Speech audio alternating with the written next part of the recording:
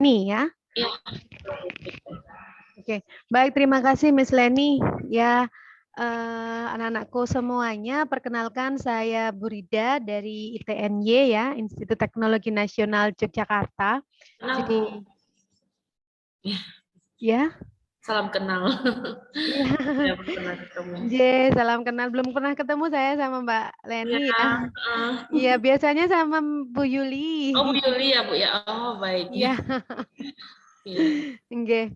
Baik, terima kasih sekali atas waktu yang diberikan kepada kami ya. Kami dari ITNY ya, Institut Teknologi Nasional Yogyakarta. Saya nggak sendirian di sini, saya bersama teman saya, namanya Bu Laura Puspitasari. Ya, ini dari Prodi Teknik Pertambangan. Jadi nanti untuk anak-anakku sekalian yang tertarik ke pertambangan bisa bertanya-tanya kepada Ibu Laura ya. Oke, dan tidak menutup kemungkinan untuk yang IPS ya, IPS maupun IPA pun bisa masuk di teknik ya di ITNY.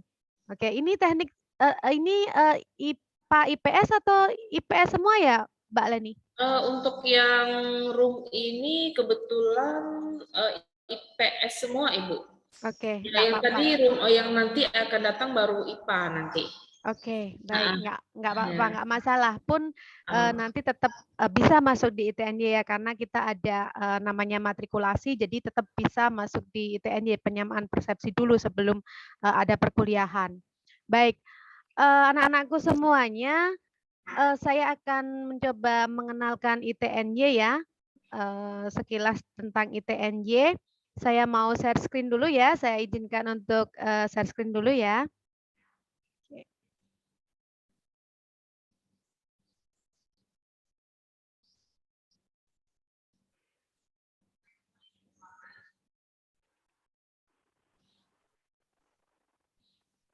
Oke, bisa dilihat ya untuk PPT saya ya. Oh iya, bisa. Ya, jadi untuk saat ini kita memang mengambil tema yaitu Learn Today Technopreneur on the Way. Ya, jadi kalian mau jadi anak teknik, keren loh jadi anak teknik itu gitu ya.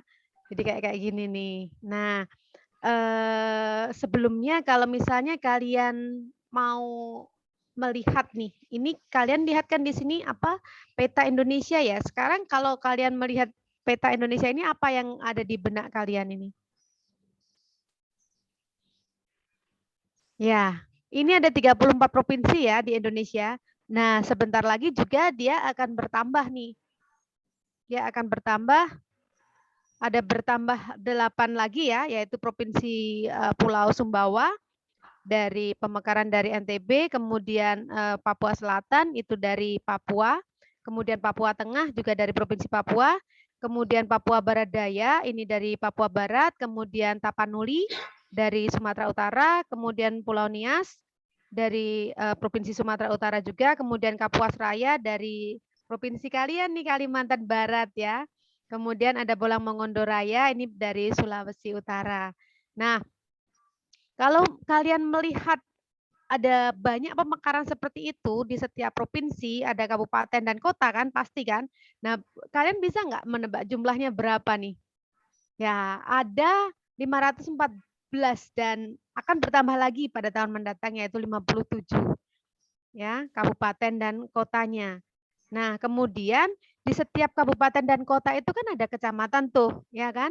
Nah, berapa coba jumlahnya? Banyak banget, yaitu 7.246. Dan juga nanti akan bertambah lagi seiring dengan pemekaran provinsi, kabupaten, dan kota tersebut. Nah, anak-anakku sekalian, 42 provinsi, 514 kabupaten, dan 7.246 kecamatan. Dan nanti juga akan bertambah lagi seiring dengan pemekaran provinsi, kabupaten, dan kota. Nah, ini Indonesia itu kan jadi kaya raya dan termasuk populasi terbesar di ASEAN gitu ya. Jadi Indonesia dinobatkan sebagai negara dengan populasi terbesar keempat pada tahun 2020 dengan populasi 272 juta jiwa ya. Nah, jadi kondisi ini Indonesia termasuk dengan negara dengan populasi terbesar pertama di ASEAN, ya, di Asia Tenggara. Jadi kalau keempat di dunia, di ASEAN itu yang pertama. Nah, ini adalah peluang dari anak-anakku sekalian nih. Ini adalah peluang dari kalian semua, ya. Nah, kalau kita melihat nih berapa puluh ribu sarjana teknik sipil bagi 42 provinsi, 561 kabupaten, kota, 7.246 kecamatan untuk membangun jalan, jembatan, fasilitas-fasilitas umum, perumahan dan sebagainya. Nah, ini kalian tidak akan diam, tidak akan bengong begitu saja, tidak akan mandek begitu saja kalau kalian bergabung di teknik sipil. Nah, kemudian kalau itu kan butuh penataan wilayah tuh. Bagaimana untuk menata sekian provinsi, sekian kabupaten, sekian kecamatan itu. Nah, dibutuhlah orang-orang perencanaan tata kota atau perencanaan wilayah dan kota. Ya, kalian bisa masuk di sini. Dan saya yakin untuk Kalimantan Barat itu akan sangat membutuhkan sekali. Nah, kemudian juga kan pasti juga akan ada arus listrik ya. Berapa banyak yang dibutuhkan untuk sekian tadi ya. Nah, di sini ada PLTA, PLTU, PLTN, dan robotik juga ya. Robotik itu merupakan keunggulan dari teknik elektro di kita. Jadi kalian bisa masuk di teknik elektro ya. Jangan khawatir, untuk IPS pun bisa ya, karena nanti kita akan belajar dari awal. Kemudian sekarang bagaimana untuk membangun itu semuanya, kan pasti juga perlu mesin-mesin kan. Nah, kita juga menyediakan yang namanya teknik mesin ya. Kita ada mesin tambang, mesin pesawat, pelabuhan, kapal, mobil, dan juga kereta api, kendaraan roda 2 juga ya, dan kalian bisa masuk di teknik mesin. Oke. Nah, kemudian nih untuk teknik geologi nih, teknik geologi. Jadi eksplorasi sumber daya alam, ahli seismologi, ahli batuan, eksplorasi emas, eksplorasi air tanah, ahli pengeboran, pengolah data geologi yang pasti dibutuhkan terlebih di Kalimantan Barat ya. Nah, ini juga kalian bisa masuk di teknik geologi. Kita punya teknik geologi. Nah, sekarang kenapa sih ahli geologi itu vital untuk sumber daya alam di Indonesia? Nah, jadi bumi Indonesia itu kan memiliki segala jenis tambang mineral. Kenapa seperti itu? Bahkan kan semua mineral yang ada di tabel periodik di Indonesia yang ada di bawah ini, itu semua ada di Indonesia. Kok bisa seperti itu? Nah, kok bisa seperti itu? Kenapa? Karena bumi itu kan dia berputar pada porosnya ya, sudah lama sekali, sudah jutaan tahun gitu ya. Nah, jadi untuk semua mineral-mineral berat itu dia akan bergeser dan mengumpul di sekitar ekuator. Ya. Karena pada kenyataannya bumi itu sebenarnya tidak terlalu bulat-bulat amat, tapi dia akan pipih di bagian kutubnya dan dia akan mengembang di ekuator karena menahan berat mineral-mineral tadi. Ya. Jadi kalau misalnya kalian punya bola itu kalian isi dengan gliterin. Nah, jika bola itu kalian putar, pasti gliterin itu dia akan mengumpul ya, seperti apa itu namanya? Cincin seperti itu ya. Nah, di ekuator. Nah, Indonesia itu berada di ekuator tersebut sehingga sumber daya mineral di Indonesia itu sangat banyak. Ya. Sehingga kita itu diirikan dengan negara-negara adidaya ya akan sumber alam ini. Dan Indonesia itu belum bisa mengoptimalkan akan kekayaan sumber daya mineral tadi. Nah, ini kalian yang masuk di teknik geologi maupun teknik pertambangan itu nggak akan pernah nggak akan pernah diam aja, pasti bekerja gitu ya, pasti langsung dapat pekerjaan. Oke. Nah, ini tadi yang saya juga sudah singgung tentang jurusan teknik pertambangan ya, yang nanti juga akan lebih dijelaskan oleh Bu Laura. Kemudian kita lihat faktanya nih. Kebutuhan ahli teknik di Indonesia itu sangat besar sekali. kebutuhan ahli teknik di Indonesia itu sangat besar sekali. Ya, pada tahun 2025 nanti, 4 tahun mendatang, Indonesia itu memerlukan 700.000 tenaga ahli di bidang teknik. Gede banget ya, 700.000. Tapi sementara lulusan yang akan tersedia nanti pada tahun 2025 itu hanya berjumlah 32.000 saja atau sekitar 24%-nya saja. Bayangkan, berarti peluang kalian, ya, peluang kerja kalian nanti kalau masuk di teknik itu akan sangat besar sekali. Nah, kemudian tentang aktivitas alumni kami, ya, ini untuk tahun lulus 2018 kemarin itu lah yang melanjutkan studi itu ada 6%, kemudian yang tidak bekerja itu hanya merasa wah saya nanti dulu lah, saya mau santai-santai dulu gitu, ada 14%, kemudian yang berwirausaha menjadi technopreneur itu ada 9%, dan yang bekerja di perusahaan-perusahaan itu ada maupun PNS ya atau di instansi gitu ada 71%. Nah, kemudian waktu tunggu alumni mendapatkan pekerjaan itu bagaimana? Untuk sebelum kelulusan ini terlihat bahwa 44% sebelum lulus, 1 bulan sebelum lulus itu 44%. Kemudian 2 bulan sebelum lulus itu ada 20%, kemudian ada yang 3 bulan sebelum lulus itu ada di sini ya 0%, kemudian yang lebih dari 3 bulan. Jadi artinya sebelum lulus kurang lebih dari 3 bulan sebelum lulus itu ada 36%. Nah, kemudian ada juga yang setelah kelulusan di sini terlihat bahwa setelah lulus itu ada yang 1 bulan mendapat pekerjaan itu ada 13%, kemudian 2 bulan itu 14%, 3 bulan 16%, dan lebih dari 3 bulan itu ada 57%. Ya. Nah, kemudian tadi cepat sekali mendapatkan pekerjaan. Terus bagaimana dengan gaji pertama yang diperoleh? Gaji pertama yang diperoleh ini jangan-jangan ecek-ecek ini perusahaan-perusahaan dari TNY gitu ya. Nah, ini terlihat bahwa kurang dari 2 juta itu ada 11%. Kemudian 2 juta sampai 4 juta itu ada 22%. Kemudian 4 juta sampai 8 juta itu yang abu-abu ini 54%.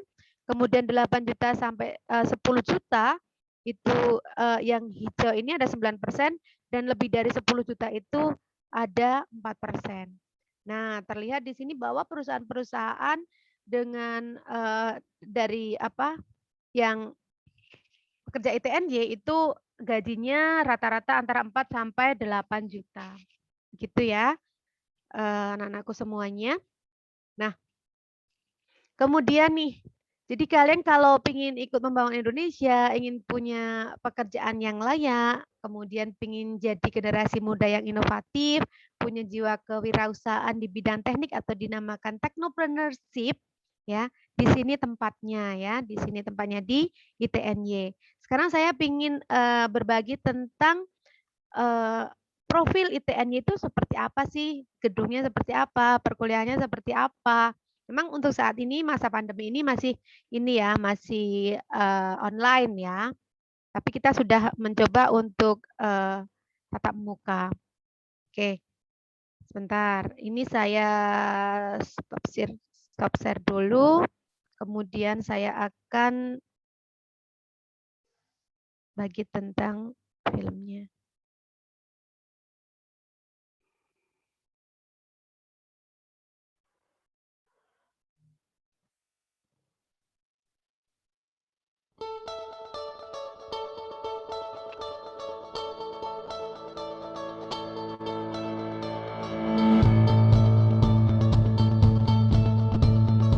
Institut Teknologi Nasional Yogyakarta merupakan salah satu lembaga pendidikan di bidang ilmu pengetahuan, teknologi, dan seni, khususnya dalam pengelolaan energi dan lingkungan berkelanjutan. ITNY memiliki beberapa fakultas dengan program studi unggulan, diantaranya Fakultas Teknologi Mineral dengan program studi Teknik Geologi dan Pertambangan, Fakultas Teknologi Industri dengan program studi Teknik Mesin dan Teknik Elektro, Fakultas Teknik Sipil dan Perencanaan dengan program studi Teknik Sipil dan Perencanaan Wilayah dan Kota, serta Fakultas Vokasi dengan program studi D3 Teknik Mesin dan D3 Elektronika. Dengan dukungan berbagai infrastruktur, fasilitas dan sistem layanan seperti ruang kelas yang nyaman, kampus lapangan, klinik, perpustakaan, fasilitas olahraga, serta fasilitas umum lainnya. ITNY selalu berupaya memberikan layanan terbaik untuk pembelajaran mahasiswanya. Selain itu, mahasiswa juga diberikan ajang untuk berkreasi melalui keorganisasian keilmuan, organisasi minat dan bakat, serta dukungan dalam berkompetisi baik di dalam maupun di luar kampus. ITNY juga selalu mengupayakan program beasiswa dan sarana pendidikan untuk mahasiswa, dari program beasiswa kampus, beasiswa pemerintah, hingga instansi swasta. Bahkan sistem penerimaan calon mahasiswa pun bisa melalui jalur bidik misi, jalur penelusuran bibit unggul, dan jalur penelusuran prestasi. Semua program studi di ITNY memiliki prospek kerja yang sangat luas. Tercatat, alumni ITNY telah bekerja di berbagai perusahaan-perusahaan besar seperti PT PLN, Sari Husada, Indonesia Power, Waskita Karya, Pama, Adikarya, Chevron, Pertamina, Adaro, Antam, dan masih banyak lagi. Tidak hanya itu, lulusan ITNY juga dibekali sertifikat kompetensi dari LSP ITNY yang berlisensi BNSP. Segera kunjungi Institut Teknologi Nasional Yogyakarta di Jalan Babarsari Catur Tunggal, Depok, Sleman, Yogyakarta, atau informasi lebih lanjut melalui itny.ac.id.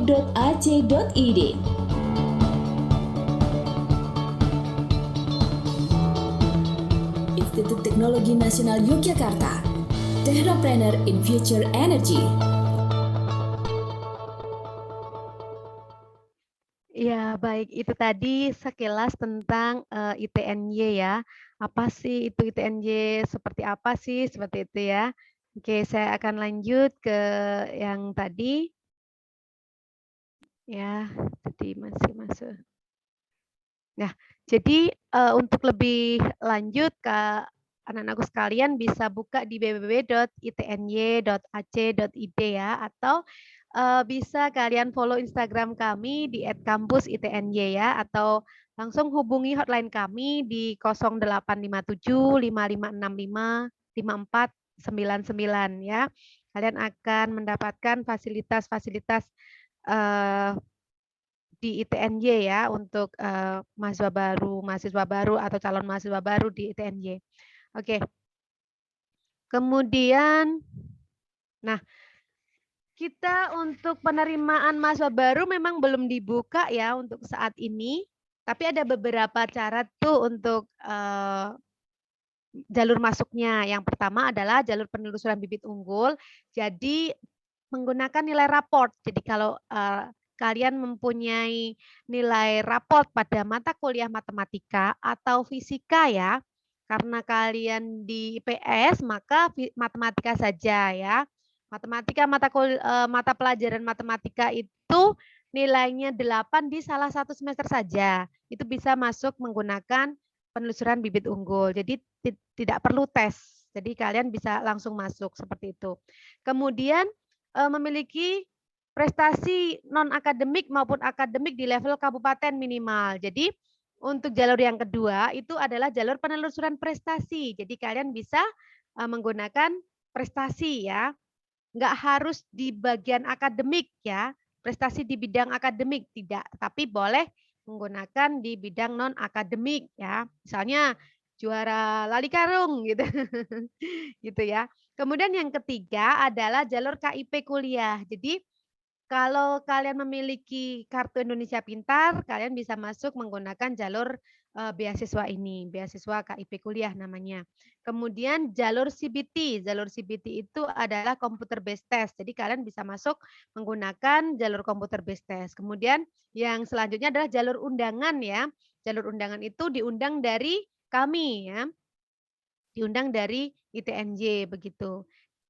Karena ini untuk khusus yang ekspos seperti ini, khusus untuk SMA Santo Paulus itu ya, itu nanti untuk yang menghendaki itu bisa kami buatkan di jalur undangan, karena untuk jalur undangan itu bebas tes dan juga bebas biaya pendaftaran.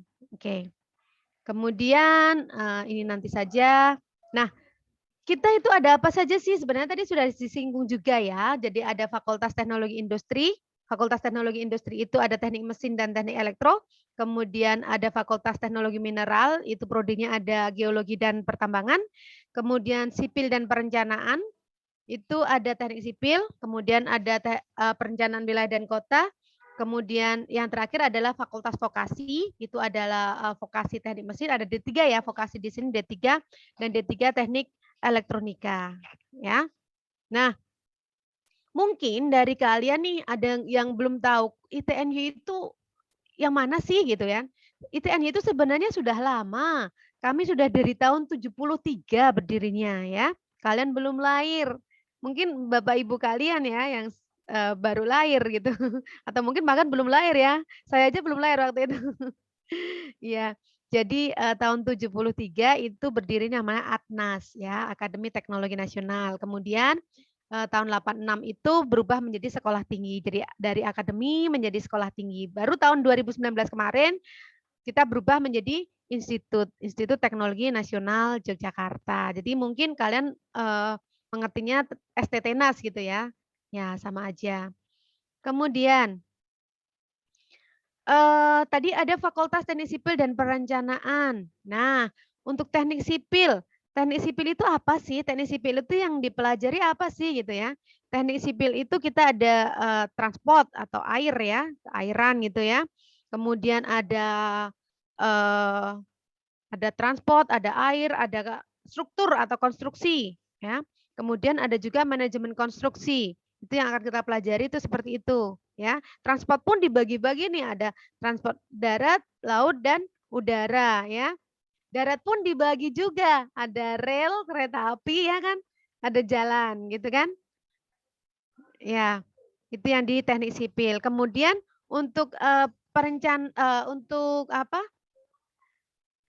wilayah dan kota nih, perencanaan wilayah dan kota. Nah, di sini untuk bidang-bidang keahliannya itu adalah perencanaan wilayah, perencanaan dan perencanaan kota dan manajemen infrastruktur ya.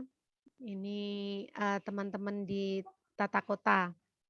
Jadi untuk tata kota itu merencanakan nanti ke depan itu Pontianak itu mau dibawa kemana, mau seperti apa gitu ya. Ya. Kemudian yang selanjutnya adalah Fakultas Teknologi Mineral. Fakultas Teknologi Mineral di sini ini keunggulan kami adalah karena kita mempunyai teknik kampus lapangan ya, kampus lapangan di Kulon Progo dekat bandara yang baru itu. Ya, karena ini adalah satu-satunya perguruan tinggi swasta yang punya kampus lapangan. Jadi di Indonesia itu hanya ada 3 kampus lapangan geologi. Yang pertama itu di Karangsambung, itu miliknya ITB. Kemudian yang kedua itu di Mbayat, Klaten, itu miliknya UGM. Kemudian yang terakhir adalah di Kulon Progo miliknya ITNY. Dan ini laris sekali ya. Tapi kalau masa pandemi ini memang enggak ya, karena semua online gitu. Oke. Kemudian yang selanjutnya adalah Fakultas Teknologi Mineral untuk pertambangan. Nah, yang tadi adalah geologi, sekarang pertambangannya. Di sini pertambangan terbuka dan pertambangan eksplorasi. Nanti akan lebih lengkap dijelaskan oleh Mbak Laura. Nah, kemudian yang selanjutnya adalah Fakultas Teknologi Industri nih. Fakultas Teknologi Industri kita punya teknik elektro dan teknik mesin. Nah, teknik elektronya sendiri itu kita konsentrasinya ke elektronika dan sistem energi listrik. Oke. Nah, untuk teknik elektro sendiri itu kita lebih terkenal ke ininya ya, drone-nya ya, ke robotiknya. Karena memang sekarang itu kan semua harus tahu tentang robot ya. Oke. Kemudian yang selanjutnya adalah teknik mesin. Teknik mesin ini konsentrasinya adalah power plant, peralatan industri, otomotif, dan mekatronika. Nah, yang terkenal di teknik mesin di sini kita punya yang selalu jadi juara nasional itu adalah mobil listriknya. Mobil listrik ITNY itu selalu selalu menjuarai di kejuaraan nasional ya. Kemarin kompetisi mobil listrik KLMI itu juga selalu kita juara. Ya kadang juara umum, kadang juara 2 gitu. Oke. Tapi selalu ya untuk setiap tahunnya. Kemudian fakultas vokasi. Fakultas vokasi itu kita ada 2, yaitu D3 Teknik Elektronika dan D3 Teknik Mesin. Untuk D3 Teknik Elektronika sendiri, kita konsentrasinya adalah elektronika dan kendali, kemudian mesin-mesin listrik. Kemudian untuk mesin, D3 Teknik Mesinnya itu konsentrasinya adalah otomotif dan produksi. Oke, nah untuk yang lainnya ya, kita ada lembaga sertifikasi profesi, di mana lembaga sertifikasi profesi ini sudah berlisensi BNSP ya, Badan Nasional Sertifikasi Profesi. Nah, ini adalah salah satu keunggulan kami juga, di mana nanti kalau kalian sudah lulus dari TNY, itu kalian juga dibekali dengan sertifikat lisensi, di mana ini akan memberikan nilai plus ya untuk memasuki dunia kerja. Nih, kemudian tempat kerja alumninya banyak sekali di sini karena kita sudah berdiri dari tahun 73, jadi pasti tempat kerja alumninya juga banyak banget. Dan alumni kami yang tergabung dalam alumni Atnas, gitu, Atnas STTNAS ITNY, itu juga sangat peduli dengan adik-adik tingkatnya. Nah, ini adalah fasilitas-fasilitas di kami ya. Nah, ada juga yang terakhir ini adalah gedung Student Center and Park, di mana kalian bisa berkreasi, berinovasi di sini ya, tanpa harus keluar ruangan, cari ruang sendiri, tapi di sini sudah disediakan gedung sendiri khusus untuk mahasiswa. Kemudian yang selanjutnya adalah kerjasamanya, ya kerjasama dengan perguruan tinggi, perusahaan maupun di luar maupun di dalam negeri. Nah, kemudian prestasi-prestasinya ini juga banyak. Kemarin pada tahun 2020 itu juga kita dapat rekor muri ya, memecahkan rekor muri karena mahasiswa pecinta alam ITNY waktu itu ya, itu berhasil menemukan sumber air bersih di Wonogiri, Jawa Tengah ya. Jadi masyarakatnya sangat berterima kasih sekali yang sudah bertahun-tahun tidak mempunyai air bersih, sekarang sudah mempunyai air bersih. Dan sampai sekarang juga ditindaklanjuti dengan pengadaan pralon-pralon dan sebagainya. Nah, kemudian kejuaraan yang lain juga di sini terlihat. Nah, ini ada apil portable, ada dari Perhapi dan sebagainya. Ini mobil listrik dan sebagainya. Ini banyak kejuaraan-kejuaraan dari ITNY. Banyak banget nih. Nah, kemudian selain itu juga kita ada student exchange, pertukaran mahasiswa ITNY ke Raja Manggala di University Thailand kemarin itu. Nah, kemudian selain itu juga, untuk beasiswanya kita ada beasiswa KIP kuliah yang dari Kemendikbud Dikti, kemudian juga ada beasiswa yayasan dari Yayasan Teknologi Nasional Yogyakarta, ya namanya YPTN, Yayasan Pendidikan Teknologi Nasional, kemudian ada beasiswa peningkatan prestasi akademik atau PPA dari Kemendikbud Dikti juga, kemudian ada Dikpora, kemudian ada beasiswa mahasiswa berprestasi, ada beasiswa pemerintah daerah, dan juga beasiswa dari perusahaan. Yuk kita bergabung dengan Institut Teknologi Nasional Yogyakarta. Ini nanti aja. Saya stop share dulu ya, saya ke Bu Laura ya, biar bisa dilanjut oleh Ibu Laura. Monggo Mbak Laura, silakan. Makasih Bu Rida. Selamat Suaranya siang ya. kecil Mbak Laura. Oh ya, sorry. Oke, suara saya terdengar ya? Iya. Oke, selamat siang adik-adikku ya. Ini yang ada di Pontianak. Nah, Mungkin tentunya agak di sana. diperbesar lagi Mbak Laura. Oh, diperbesar lagi ya. Sudah terdengar? Ya. Sudah. Mungkin diperbesar lagi bisa. Tunggu.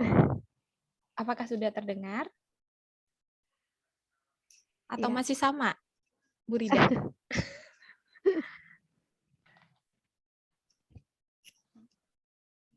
Oke ya. Selamat siang semuanya ya. Di sini nama saya Laura, mungkin ada yang mau kenalan dulu ya. Kebetulan Ibu ini mengajar di Prodi Tambang ya, Teknik Pertambangan. Nah, untuk Pontianak atau Kalimantan dan sekitarnya, itu tentunya juga banyak bahan galian yang berpotensi. Nah, kemungkinan juga di area kalian pun juga ada bahan galian yang belum sempat terbongkar, tetapi memiliki potensi nantinya. Nah, disitulah dibutuhkan mahasiswa lulusan teknik geologi dan pertambangan. Oke ya, mungkin saya izin share screen ya, Bu Rida.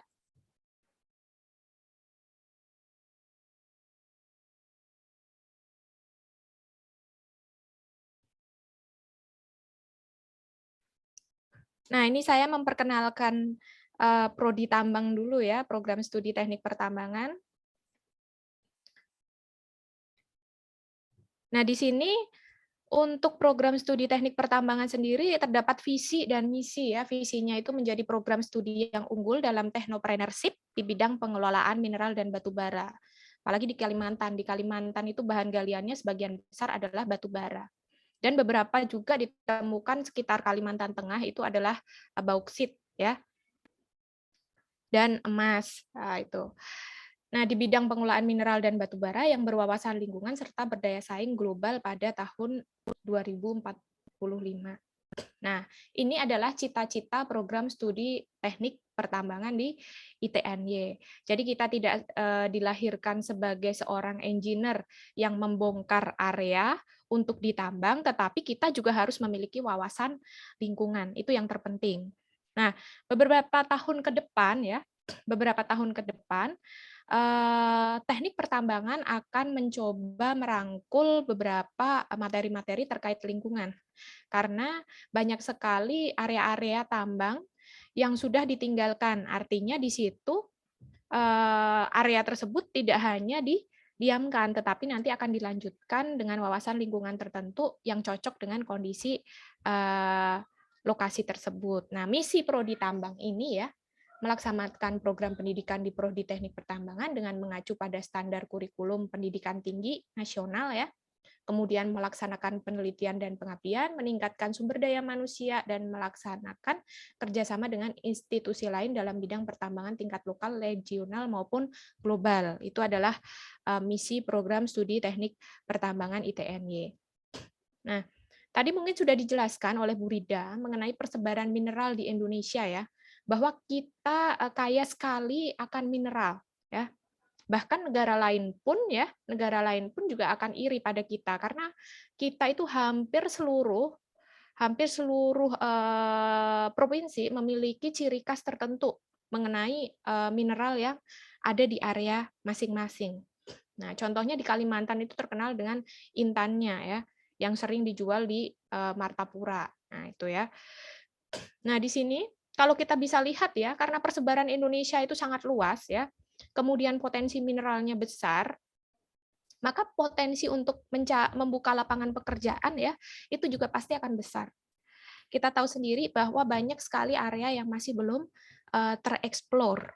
Artinya belum dilakukan pembongkaran atau belum dilakukan eksplorasi.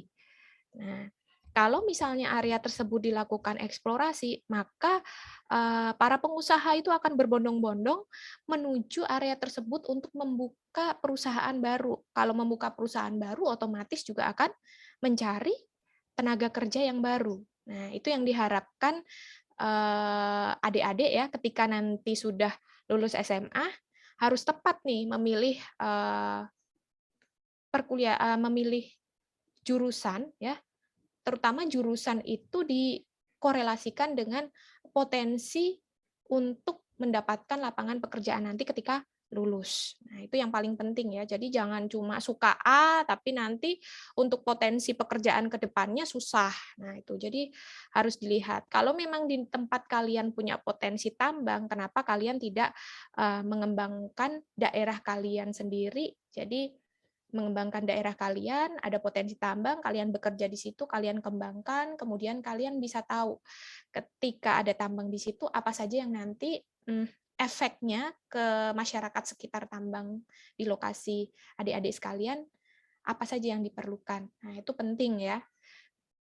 Nah, ini adalah persebaran barang tambang non-logam. Tadi kita sudah persebaran semuanya ya, logam maupun non-logam. Kita tahu kalau Sulawesi itu, karena di sini IPS ya, mungkin Ibu kasih aja sharing aja ya, kalau di Sulawesi itu kan kebanyakan adalah kondisi batuannya adalah ultra basa atau basa. Nah, kondisi ultra basa dan basa ini sangat disukai oleh material nikel. Nah, nikel biasanya suka di sana. Nikel dan emas. Emas itu biasanya lebih suka di daerah yang asam, sama seperti batu bara. Nah, kalau bisa kita lihat batu bara di sini itu kenapa kebanyakan ada di Kalimantan. Memang ada beberapa di ini ya, di Sumatera, tetapi kebanyakan dominan di Kalimantan karena Kalimantan itu adalah pulau ya tanpa ada gunung api, artinya terbentuknya proses batu bara itu sangat-sangat memungkinkan untuk terjadi di area tersebut. Nah, itu ya. Nah, ini adalah persebarannya ya. Nanti bisa kalian lihat ini. Nah, untuk tambang, nah di proses tambang ini sendiri ya, untuk proses tambang ini sendiri, kita tahu tahap pertama adalah proses eksplorasi. Nah, di eksplorasi ini kita mencari ya, kira-kira tambang di tempat kita itu posisinya di mana? Ini baru tahap mencari. Kemudian ada yang namanya ketika kita sudah mendapatkan dan memproses suatu perizinan, kita pasti akan melakukan penebangan pohon tetapi disesuaikan dengan kebutuhan. Untuk apa? Untuk mengambil sampel dari area tersebut. Nah, itu. Kemudian setelah itu barulah di sini ya pembersihan lahan, dan di sini ada aktivitas drilling blasting ya, peledakan. Kemudian setelah diledakan materialnya ini ya digali muat oleh alat gali muat ya, eskavator, kemudian diangkut ya oleh dump truck. Nah, kemudian ini nanti setelah itu, setelah kita mengupas overburden, ini namanya overburden ya, baru kita mendapatkan lapisan batu bara. Jadi lapisan batu bara itu bisa kalian ibaratkan dengan kue lapis legit ya. Jadi per slice, ada slice warna putih kita anggap itu adalah OB ya, atau lapisan tanah penutup, nanti yang hitam itu kita anggap adalah coal. Nah, nanti setelah itu beberapa treatment perusahaan itu berbeda-beda. Ada yang memang dia langsung dijual, ada yang memang harus treatment di crusher, diperkecil dulu, kemudian dicuci dulu, baru selanjutnya itu batu bara itu akan dijual. Nah, ini adalah tahapan industri ya, industri pertambangan ya. Kalau kalian bisa lihat di sini ada beberapa tahapan prospeksi, eksplorasi, studi kelayakan. Kemudian di sini ada proses mencari dana atau investasi ya. Kemudian di sini ada proses perencanaan tambang. Nah, untuk adik-adik yang memang dari jurusan IPS nggak usah berkecil hati. Mungkin kalian tidak paham mengenai teknis, tapi kan tadi sudah dijelaskan Bu Rida bahwa ada mata kuliah matrikulasi ya, artinya matrikulasi itu penyetaraan. Nah, setelah itu, setelah kalian matrikulasi, kalian nanti akan masuk kepada bidang-bidang keilmuan masing-masing. Misalnya kalau memang kalian condongnya ke IPS, pasti ekonomi. Di situ ada juga mata kuliah evaluasi ekonomi. Nah, kemudian di sini ada tahapan persiapan penambangan ya. Pengembangan itu terdiri dari pengupasan tanah penutup, pembangunan sarana prasarana, kemudian penambangan, kemudian nanti ada pengolahan bahan galian, kemudian untuk selanjutnya ada metalurgi, itu biasanya berlaku untuk bahan galian logam ya. Kemudian ada pasca tambang dan reklamasi. Nah, ini untuk selanjutnya ini ya, potensi lowongan pekerjaan untuk lulusan sarjana tambang itu kemana aja gitu kan. Nah, biasanya ya untuk lulusan sarjana tambang, lowongan yang akan cocok itu adalah business development. Nah, di business development ini kita akan lebih melihat kontrak manajemennya. Jadi misalnya nih, Ibu bekerja di suatu kontraktor gitu ya, dan Ibu bekerja di divisi business development. Di situ Ibu harus mendekatkan diri dengan beberapa perusahaan-perusahaan yang memiliki perusahaan tambang yang ada di Indonesia, melakukan meeting bersama ya. Kemudian setelah itu tekan kerjasama. Nah, itu adalah business development. Kemudian main engineer, udah pasti ya merencanakan. Drill blast engineer, sama dia seorang teknik peledakan yang memang berlisensi ya. Nah ini, ingat semua pekerjaan ya yang ada di tambang semuanya harus sesuai lisensi. Jadi lisensi sarjana tambang saja itu kurang. Jadi kalian harus punya kompetensi-kompetensi seperti sertifikat kompetensi. Nah, kebetulan ini kan tadi di ITNI sudah dipaparkan oleh Bu Rida ya. Ada di situ kompetensi dari BNSP ya. Nah, itu adalah salah satu modal kita untuk bersaing di dunia kerja. Kemudian kepala teknik tambang, wakil kepala teknik tambang, operation area, geotech engineer. Nah, ini geotech engineer yang paling dicari nih sekarang. Bagaimana cara kita menganalisa suatu lereng agar lereng itu tidak runtuh ketika ada getaran dari proses blasting, kayak gitu ya. Kemudian ada dispatcher engineer ya, supply chain, processing engineer, budgeting and controlling, kemudian marketing. Nah, marketing itu adalah ujung tombak dari perusahaan tambang. Jadi ujung tombak perusahaan tambang itu bukan engineering-nya, tapi marketingnya. Kalau engineering-nya bekerja, tapi dia tidak bisa menjual bahan galian, ya buat apa? Nah, itu ya. Jadi marketing itu adalah ujung tombaknya. Tapi marketing itu juga harus tahu mengenai engineering, ya, mengenai teknik. Kalau marketing itu nggak tahu mengenai teknik, ya berarti mereka tidak bisa menentukan harga batu bara yang dijual. Nah, nanti efeknya apa? Rugi. Nah, itu. Kemudian quality control itu terkait kualitas ya. Safety dan enviro engineer, kemudian production, surveyor, mapping engineer, internal audit, area operation engineering, kemudian konsultan dan pengusaha tambang.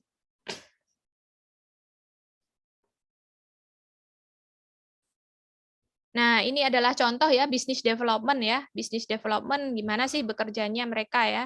Jadi business development adalah orang-orang yang menentukan kira-kira area mana saja yang sudah kita dapatkan untuk siap dikerjakan.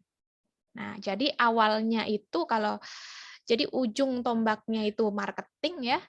Kemudian business development itu adalah awalnya. Jadi awalnya itu business development, ujungnya itu marketing. Prosesnya itu adalah engineering. Nah, itu ya. Nah, ini adalah main engineer ya. Main engineer ini sendiri ya.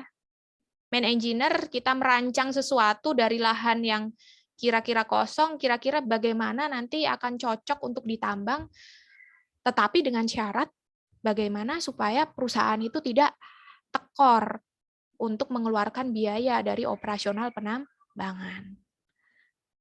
Nah, ini adalah kegiatan atau aktivitas drilling dan blasting engineer. Kemudian ini surveyor ya. Jadi setiap aktivitas itu diukur ya. Diukur supaya tahu volume material sebelum dan sesudah diangkut oleh dump truck itu berapa. Nah, ini adalah marketing ya. Ini contohnya adalah Adaro.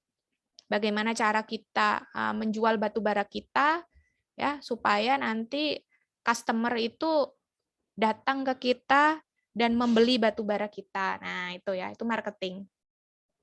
Di konsultan itu biasanya digunakan untuk proyek-proyek pembukaan tambang. Jadi sebelum dilakukan pembukaan tambang biasanya ada studi kelayakan atau feasibility. Nah, feasibility ini terdiri dari teknis, lingkungan, dan ekonomi. Nah, kemudian supply chain ya, supply chain udah pasti ya. Supply chain itu kita memonitor. Memang supply chain lebih condong ke industri, tetapi teknik pertambangan pun juga harus paham supply chain untuk material yang dibutuhkan supaya peralatan tambang kita itu on terus tanpa breakdown atau sakit. Nah, gimana caranya? Nah, supply chain-nya ini harus dibenarkan. Nah, ini ya. Nah, ini operator. Kemudian tadi sudah sekilas Ibu berikan contoh ya, beberapa contoh ketika nanti kita menjadi lulusan teknik pertambangan apa saja sih yang nantinya kita dapatkan. Contoh seperti pekerjaan yang cocok ya. Nah, di sini capaian pembelajaran prodi tambang untuk meluluskan atau mencapai lulusan-lulusan yang berkualitas seperti yang diinginkan, itu harus mampu mengidentifikasi, memformulasikan, dan menyelesaikan permasalahan rekayasa dalam bidang pertambangan dengan menerapkan prinsip-prinsip rekayasa. Nah, ini. Kemudian menerapkan perancangan rekayasa dengan mempertimbangkan K3. Kemudian mampu berkomunikasi lisan dan tulisan. Nah, jadi nanti ketika kalian duduk di bangku mahasiswa ya, di bangku kampus, kalian di situ harus aktif ya, jangan pasif. Karena ketika aktif itu yang akan menjadi penilaian utama para dosen. Kebetulan juga ketika kalian sudah terbiasa aktif, maka nanti interview di dunia kerja kalian sudah terbiasa. Nah, itu ya.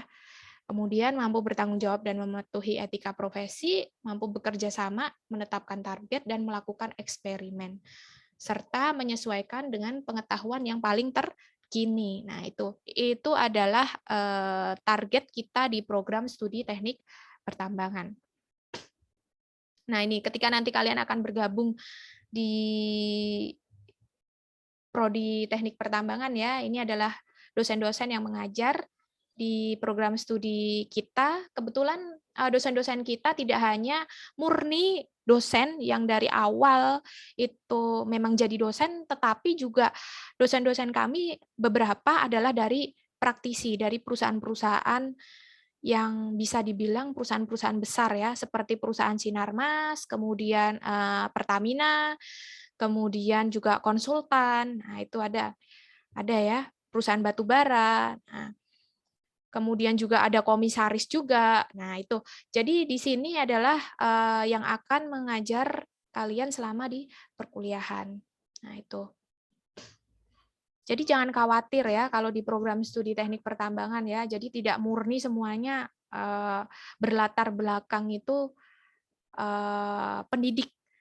Tetapi kita juga dikombinasi oleh latar belakang praktisi. Nah, yang memang sedang dicari ya atau menjadi standarnya pendidikan ya, Kemenristek-Dikti adalah diharapkan program studi itu tidak hanya dari murni pendidik, tetapi dia juga harus dikombinasikan dengan praktisi supaya update terus nih apa yang terjadi di dunia luar. Kalau kita update-nya di dunia perbukuan atau kita cuma membaca buku terus, ya kita tidak akan pernah maju. Nah, itu ya. Nah, kita juga punya fasilitas laboratorium yang mendukung pencapaian untuk mencetak lulusan-lulusan yang memang terpercaya ya. Nah, di sini ada laboratorium eksplorasi, mekanika batuan, pengolahan, komputasi dan ekonomi tambang, tambang bawah tanah, dan fisika. Nah, itu. Nah, di sini merupakan aktivitas yang biasanya kita lakukan adalah kunjungan di tambang terbuka. Itu biasanya kita lakukan kunjungan di Semen Indonesia, kemudian ini di Jarasilika, ya ini untuk tambang terbuka. Kemudian kalau tambang bawah tanah, kita biasanya berkunjung ke tambang Pongkor. Tetapi ternyata di Kulon Progo, di daerah Yogyakarta sendiri, sudah ada tambang bawah tanah, ya, tambang emas, di daerah Kokap. Nah, di situ juga punya potensi untuk dijadikan tempat studi. Nah, mungkin cukup ya presentasi dari saya. Kalau memang ada pertanyaan, saya buka ya untuk pertanyaan. Kalau adik-adik mau bertanya, silahkan. Dari saya cukup, Bu Rida. Baik, terima kasih Mbak Laura. Ya, silakan ya. Sekarang kita buka sesi tanya jawab saja. Nanti juga akan ada giveaway menarik ya dari kami untuk penanya terbaik. Yuk, silakan. Ya, Boleh udah langsung, boleh chat ya. luar biasa Bu Eni, kita juga dapat ilmu nih tentang teknik pertambangan nih. Ini kalangan prosesnya, alur-alurnya begitu. Oh iya, Bu Leni, salam kenal ya. Oh iya, Tadi Bu belum Laura. sempat kenalan. Apa kabar Bu Laura? Baik, Ibu. Sehat terus kan ya, Bu? Iya Bu nih, ya amin. Kami yang kelas 12 ini sudah mulai PTM. Cuman karena expo mereka di rumah masing-masing dulu. Oh Nanti ya, Senin mereka balik lagi ke sekolah. balik lagi ke sekolah ya. Kita juga ini mau besok minggu depan sudah mulai offline ini ya, tapi baru Oh. tatap muka terbatas, artinya dibatasi dulu jumlah mahasiswanya. Ya ya ya. Iya, jadi masih sistemnya masih hybrid begitu, Bu Leni. Iya. Jadi sebagian di sekolah, sebagian di kampus, sebagian di rumah begitu. Iya. Apa boleh buat lah Bu ya. Semoga tahun depan sudah normal. Iya, amin. Iya. Yuk silakan. Ya, silakan, Dela mau dan bertanya, Dela? Permisi Kak, Oh Ya, ya, monggo. Handi. Ya, silakan Handi. nama saya Handi Widya Sutanto dari kelas 12 IPS. Kak, Ya. ini beasiswa yang diberikan tuh kalau misalkan saya lewat jalur raport itu apakah mendapatkan beasiswa full ya Kak selama S1 semester 1 sampai semester 8? Oke. Baik, saya jawab ya. Terima kasih Handi. Jadi untuk beasiswa yang dari rapot bukan seperti itu. Jadi kalau tadi kami jelaskan jalur masuk, itu ada beberapa jalur masuk yang salah satunya adalah jalur masuk menggunakan rapot, artinya tidak perlu tes seperti itu. Ya. Tetapi kalau mau menggunakan beasiswa, kita ada banyak beasiswa, tadi juga sudah saya jelaskan, ada beasiswa dari KIP kuliah, kemudian ada beasiswa dari yayasan, kemudian ada juga beasiswa dari PPA dan lain-lain. Nah, itu syaratnya berbeda-beda. Seperti misalnya untuk KIP kuliah itu memang full beasiswanya full dari Kemenristek Dikti, di mana selama 4 tahun juga tidak bayar kuliah ya, dari gratis kuliahnya, dan juga ada uang sakunya setiap bulannya. Itu kalau dari Kemristek Dikbud. Kemudian kalau dari yayasan sendiri itu kita buka bebas biaya kuliah, yaitu bebas SPP tetap, SPP variabel, dan bebas biaya sumbangan pengembangan pendidikan, seperti itu. Gitu ya, Handi ya, jelas ya Handi ya? Jelas Kak. Oke. Terus ini, kan saya ini kan berasal dari IPS. Kalau misalnya saya masuk teknik pertambangan itu kan otomatis kan agak jauh sekali dengan jurusan saya ya. Kalau mungkin ekonomi saya masih bisa, tapi kalau fisika kimia itu kan agak sulit Kak. Itu berarti nanti kalau misalkan saya masuk, nanti kan ada belajar ulang ya, kayak fisika kimia, kayak matrikulasi ulang Kak. Itu nanti berapa semester Kak pengulangannya? Oke, terima kasih Andi. Mungkin nanti akan lebih dijelaskan oleh Mbak Laura ya. Jadi kalau matrikulasi itu kita nggak sampai bersemester-semester. Jadi kita cuma di awal itu ada penyamaan persepsi. Jadi kita tuntun dari awal saja. Tapi saya kira kalau teknik pertambangan ya itu tidak terlalu harus kuat sekali untuk matematika dan fisikanya ya. Apalagi untuk yang perencanaan wilayah dan kota. Perencanaan wilayah dan kota itu kita 75%-nya dari IPS. Ya, karena yang namanya tata kota itu kan memang IPS-nya teknik gitu istilahnya ya. Oke, monggo mungkin Mbak Laura bisa menambahkan tentang pertanyaan Handi. Oke, terima kasih ya Andi pertanyaannya. Mungkin saya izin share screen ya tentang mata kuliah semester pertama ya Bu Rida ya. Yuk, silakan. Jadi ini adalah mata kuliah semester pertama kita. Jadi jangan khawatir ya, di sini ada penyetaraan. Sorry, Ibu perbesar dulu. Nah, di sini ada bahasa Inggris teknik, kemudian fisika teknik 1, praktikum, pengantar rekayasa desain, kemudian ada kimia dasar. Nah, kimia dasar nanti kalian akan belajar mengenai kimia dasar. Kimia dasar itu sebetulnya salah satu mata kuliah matrikulasi ya, yang kalau Ibu lihat, nah di pelajaran kimia dasar ini memang bukan Ibu yang mengajar, tapi ini harusnya sudah kalian pelajari di bangku SMA. Jadi kalau kalian memang dari IPS, nggak perlu khawatir, kalian belajar lagi dari awal, nggak masalah. Itu ya, Handi ya? Baik, Bu. Oke.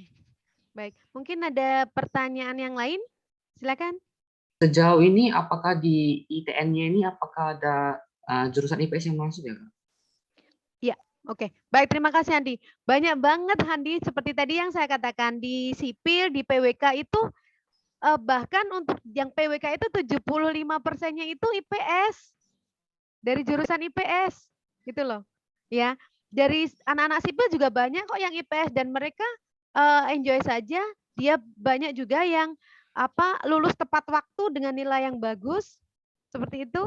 Apalagi sekarang ada program MBKM ya, Merdeka Belajar Kuliah Merdeka itu, kalian bisa kuliahnya itu nanti magang di Pontianak, magang di mana itu bisa diakui 20 SKS. Bisa mengajar juga, jadi kalian bisa kembali mengajar di SMA 1 Paulus gitu juga bisa. Gitu. Iya, jadi sekarang itu karena Mas Menteri itu kan mencanangkan MBKM itu sangat membantu sekali, sehingga kita juga mengikutinya dan kurikulum kita dibuat 3,5 tahun sudah bisa lulus sarjana. Seperti itu. Ya. Terima kasih, Mungkin Bu. yang lain. Ya. Handi, saya minta tolong nomor handphonenya Handi ya, nanti saya kirim souvenir. Ya. Oh, oke, Bu, makasih. Di chat saja. Oke. Mungkin yang lain masih ada pertanyaan? Silakan. Ada di chat box, Ibu. Oh ya, Katanya dari Vincent ya. ya, Winston Permisi mencatat, ya. Bu, pertambangan kan pasti membuka lahan. Apakah setelah penambang akan melakukan reboisasi? Yo, silakan Mbak Laura. Mungkin istilahnya bukan reboisasi ya, kalau di teknik pertambangan. Ini saya memberitahu bahwa nanti di teknik pertambangan ketika kita selesai menambang itu ada namanya proses pasca tambang. Pasca tambang itu persiapan untuk penutupan tambang. Di pasca tambang sendiri itu termasuk di dalamnya adalah proses reklamasi. Nah, reklamasi itu bisa dilakukan di akhir atau bisa dilakukan bertahap. Bertahap itu misalnya lahan tambang itu kan luas ya, nanti dibagi beberapa area. Nah, nanti di setiap area itu, ketika area itu sudah selesai ditambang, bahan galiannya, langsung dilakukan reklamasi. Jadi reklamasi itu berjalan selama penambangan itu masih, tapi step by step. Tapi juga ada karena tambangnya kecil ya udah reklamasinya ditaruh di belakang. Jadi nggak masalah. Jadi tergantung dengan perencanaannya. Nah, di reklamasi itu sendiri juga ada yang namanya jamrek ya, jaminan reklamasi. Jadi perusahaan itu bisa mendapatkan dana dari Kementerian SDM ya kalau kalian melakukan reklamasi dengan baik dan benar. Nah, tentunya itu juga dimonitor oleh Inspektorat Pertambangan. Nah, itu. Mungkin cukup ya jawaban saya, Bu Rida. Oh ya, terima kasih.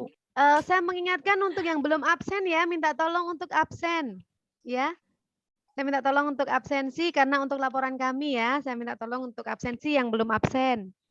Ya, terlihat tadi baru ada 37 yang absen dari 70 siswa ya, dari sekitar 65 siswa, Mas baru ada 35-an yang absen ya. Saya minta tolong yang belum absen bisa absen di sini ya. Oke. Waktu saya habis mungkin ya Mbak Leni ya. Iya sih Bu, tinggal udah lewat 1 menit, nggak apa-apa.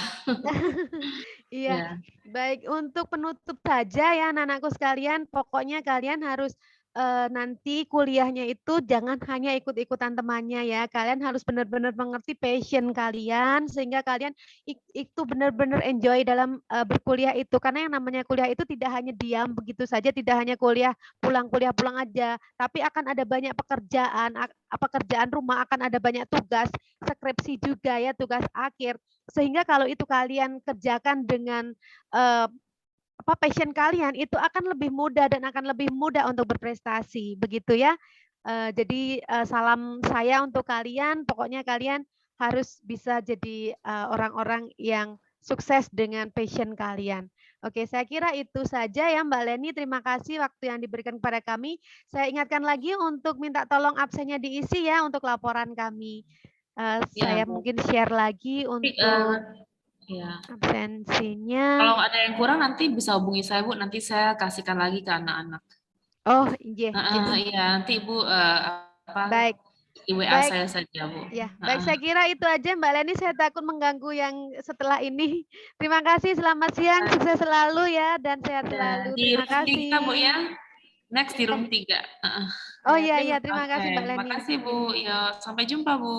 Iya, makasih Bu Leni. Makasih Bu Rida, Bu Laura.